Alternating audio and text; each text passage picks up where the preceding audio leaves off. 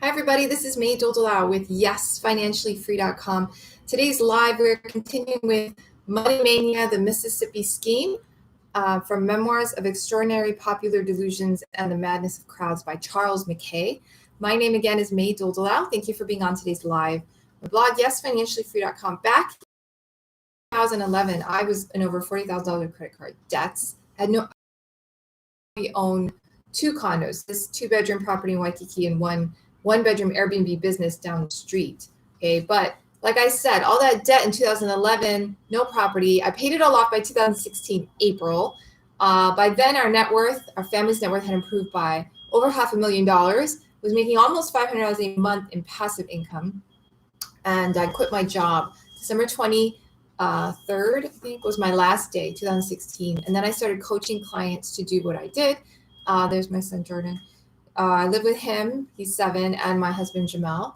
And that's about it. You can check out the full story and all the information at YesFinanciallyFree.com. I also have a blog post that I'm building every weekday with the recordings of this chapter from this book. So I will be reading this book all summer. It is a free book.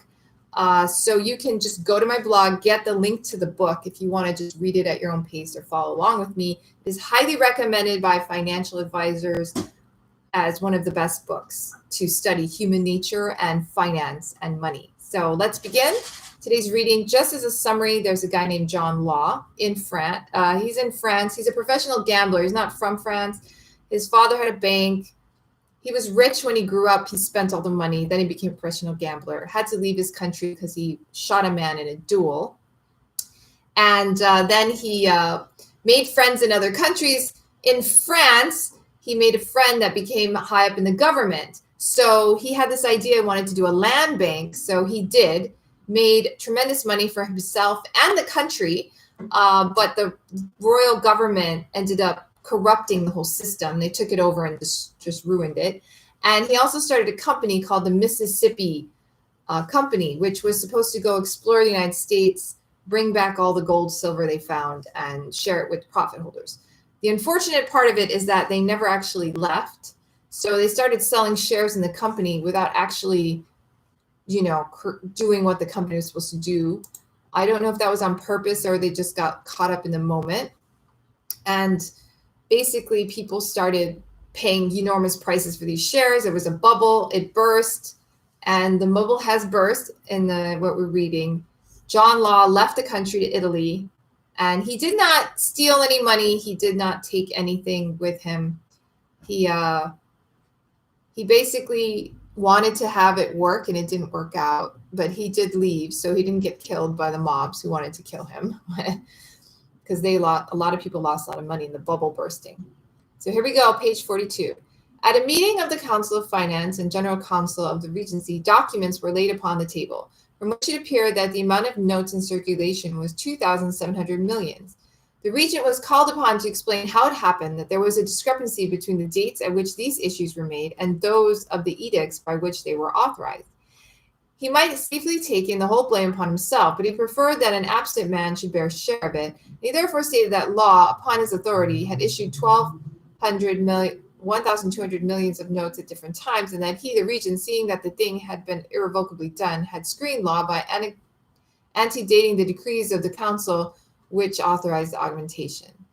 It would have been more to his credit if he had told the whole truth while he was about it and acknowledged that it was mainly through his extravagance and impatience that Law had been induced to overstep the bounds of safe speculation. It was also ascertained that the national debt on the 1st of January 1721 amounted to upwards of 3,100 millions of livres, or more than 124 million sterling L, the interest upon which was 3,196 sterling L.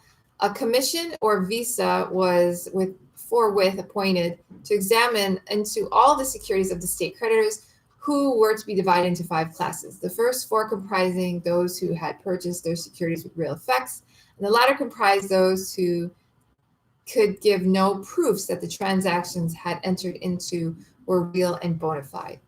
The securities of the latter were ordered to be destroyed, while those of the first 4 classes were subject to a most rigid and jealous scrutiny. The result of the labors of the visa was a report in which they counseled the reduction of the interest upon these securities to 56 millions of livre.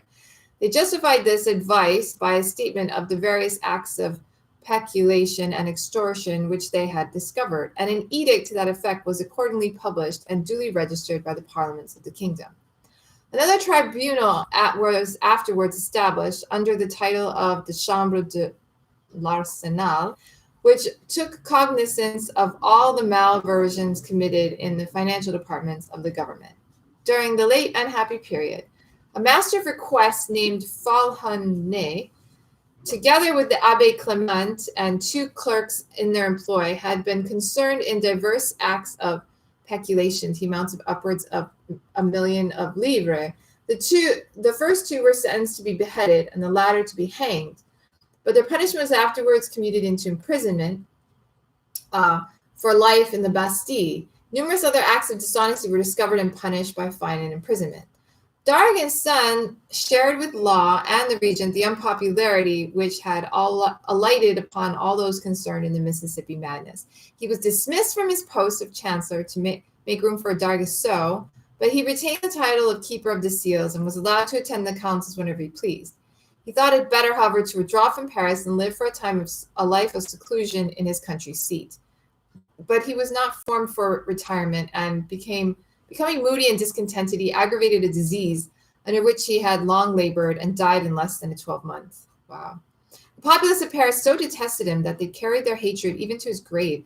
As his funeral procession passed the church of St. Nicholas de Chardonneret, the burying place of his family, it was beset by a riotous mob, and his two sons, who were following as mourners, were obliged to drive as fast as they were able down a by-street to escape personal violence. As regards Law, he for some time entertained a hope that he should be recalled to France to aid in establishing its credit upon a firmer basis.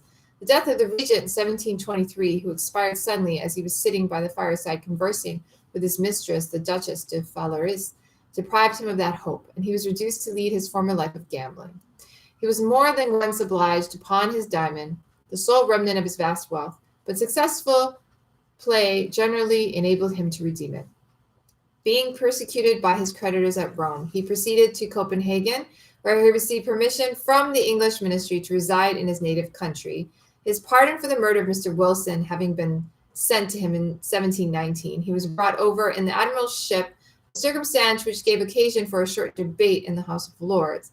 Earl Coningsby complained that a man who had renounced both his country and his religion should have been treated with such honor, and expressed his belief that his presence in England at the time when the people were so bewildered by the nefarious practices of the South Sea directors would be attended with no little danger.